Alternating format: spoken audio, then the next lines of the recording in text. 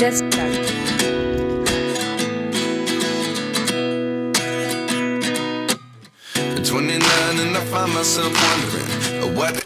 Hello বন্ধুরা, কেমন আছো সবাই? আশা করি তোমরা সবাই খুব ভালো আছো। আমরা খুব ভালো আছি। রিমঝিমদের এই নতুন একটি ব্লগে তোমাদের অনেক অনেক স্বাগত। আজকে তোমাদের নিয়ে যাব ঋষভ। ঋষভ তোমরা কে কে চেনো আমার ঠিক জানা নেই, তবে হ্যাঁ, যারা কলকাতা থেকে ঘুরতে আসছো বা বাইরে থেকে আসছো, যারা ডুয়ার্স ঘুরতে আসছো, তাদেরকে বলবো অবশ্যই তোমরা ঋষভ, কোলাখাম, লাভা, লোলেগাঁও এই সমস্ত জায়গাগুলো ঘুরে যেও, কারণ বেশ দারুণ কিন্তু জায়গাগুলো। এইটা হলো এন্ট্রি পয়েন্ট। এখান থেকে টিকিট কাটতে হয় পার পারসন, আর তোমাদের যদি নিজস্ব কোনো ভেহিকেল থাকে তাহলে ভেহিকেলের জন্য আলাদা চার্জ আছে। অবশ্যই তোমাদেরকে নিজস্ব গাড়ি নিয়ে আসতে হবে, কারণ এখানে কিন্তু কোনো রকমের লাইন গাড়ি পাওয়া যায় না। রাস্তাটা দেখতে পাচ্ছ, পুরো একদম পাইন ফরেস্ট দিয়েই ঘেরা, দুপাশে পাইন ফরেস্ট, আর পাইন ফরেস্টের মধ্যে দিয়ে এই রাস্তা। এত সুন্দর, এত দুর্দান্ত লাগে দেখতে। কোথাও কোথাও রোদ এসে ঢুকছে, কোথাও কোথাও বেশ ছায়া, কোথাও কোথাও গাছের ফাঁক দিয়ে যখন রোদ এসে পড়ে তখন জায়গাটার সৌন্দর্য যেন আরও বেড়ে যায়। আর ঋষভ যাওয়ার কিন্তু এই রাস্তাটার আলাদা একটা স্পেশালিটি রয়েছে। তাছাড়া ঋষভের আরও নানান ধরনের ভিউ রয়েছে, সেগুলো তো আমরা স্পটে গিয়ে পাবোই। আর তোমরা কিন্তু ভিডিওটা একদম শেষ পর্যন্ত দেখবে, কারণ ঋষভে তোমরা কি করে যাবে সমস্ত ডিটেলস এই ভিডিওতে রয়েছে।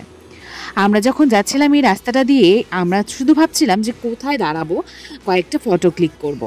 আর বেশ অনেকটা জায়গায় দেখলাম এইরকম পাইন ফরেস্টের মধ্যে দিয়ে নিচের দিকে নামারও একটা রাস্তা রয়েছে। মানে তোমরা যদি চাও পাইন ফরেস্টের মধ্যে গিয়েও কিন্তু ফটোশ্যুট করতে পারবে।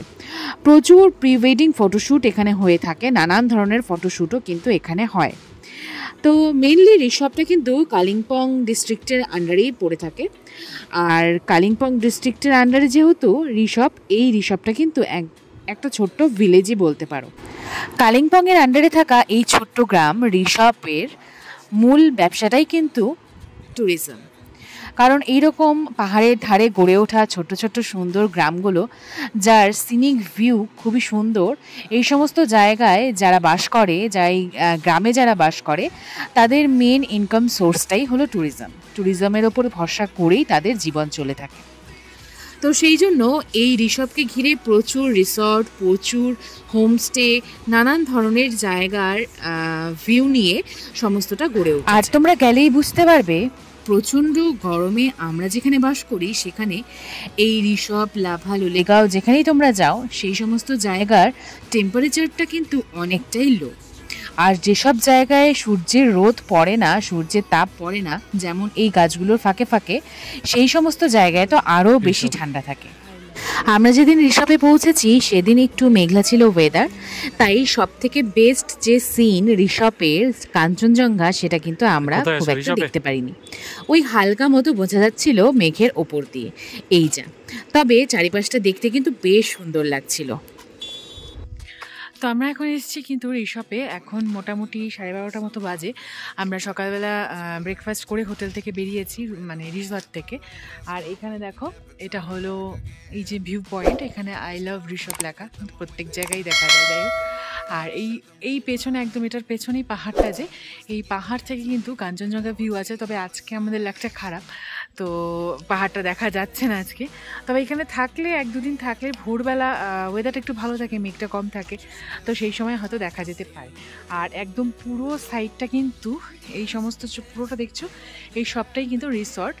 তো এই রিসর্টগুলোতে তোমরা এসে থাকতে পারবে। আর ঋষভের ভিউটা সত্যি কিন্তু খুবই সুন্দর লাগে দেখতে। তো চলো তোমাদের একটু সাইডটা ঘোরাই।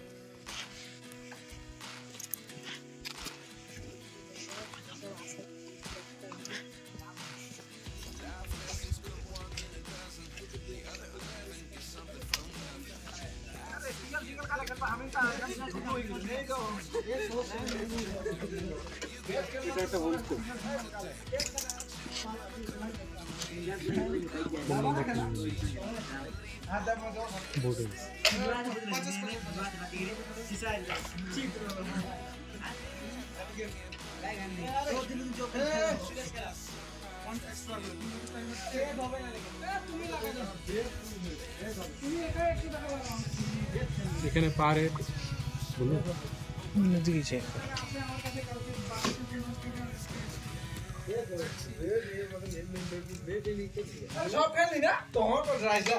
বলো। এখানে একটা এটা গেস্ট হাউস, এখানে পার হেড ১,৫০০ টাকা করে নেয় এক রাত্রির জন্য, লাঞ্চ ডিনার আর পরের দিনের ব্রেকফাস্ট অবধি তো আমাদের প্যাকেজ থাকে। এরকম ছোট ছোট গেস্ট হাউস রিসর্ট জুড়েই আছে। কিছু নাম্বার ফোন নাম্বার দিয়ে দেবো ডেসক্রিপশনে, দেখে নিও তোমরা।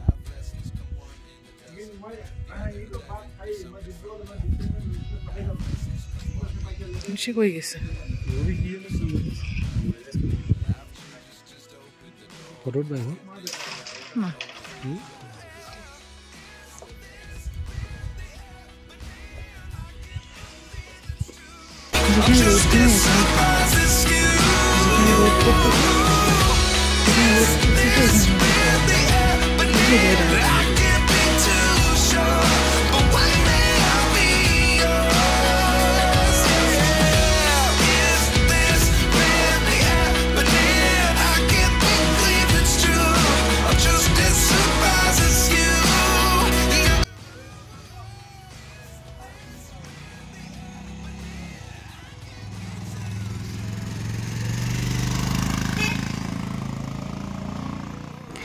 কেমন লাগলো জায়গাটা অবশ্যই জানিও। আর কাঞ্চনজঙ্ঘাটা আমাদের ব্যাড লাকের জন্য সেদিন দেখতে পারিনি, তবে তোমাদের সঙ্গে এবার শীতে আমরা অবশ্যই একটা রিসর্টের প্ল্যান রাখবো।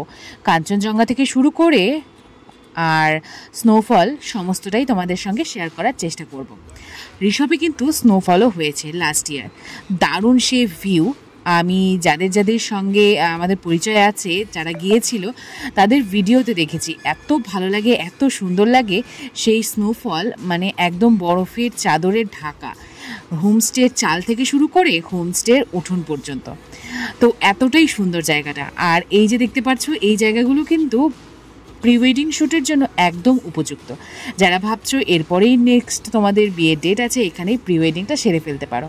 আর যারা বাইরে থেকে আসছো তাদেরকে বলবো অবশ্যই একবার লাভা রিসর্ট ঘুরে এসো। ভিউটা দেখতে পাচ্ছ, দারুণ একটা ভিউ মানে এটা অ্যাকচুয়ালি রাস্তা, এদিক দিয়ে তোমরা আসবে রিসর্ট আর এদিকে যাবে, তবে এই ওপরের ভিউটা দেখো,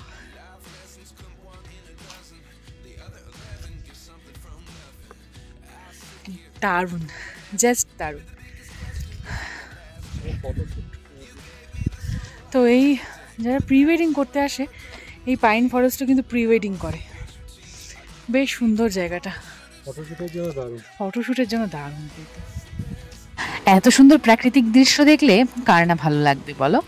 তো তোমরা যারা রিসর্ট আসছো তারা অবশ্যই ঠান্ডার ড্রেস নিয়ে এসো, সেটা তোমরা যে ওয়েদারেই আসো না কেন, কারণ এখানে গরমকালেও কিন্তু রুম হিটার প্রয়োজন হয়। তো যাই হোক, ভিডিওটা ভালো লাগলে অবশ্যই জানিও, লাইক, কমেন্ট আর একটা সাবস্ক্রাইব করে দিও। তোমাদের একটা সাবস্ক্রিপশন আমাকে এনার্জিটাকে অনেক বাড়িয়ে দেয়। টাটা বন্ধুরা, দেখা হচ্ছে আরও একটা নতুন ভিডিওতে। টাটা, সবাই ভালো থেকো।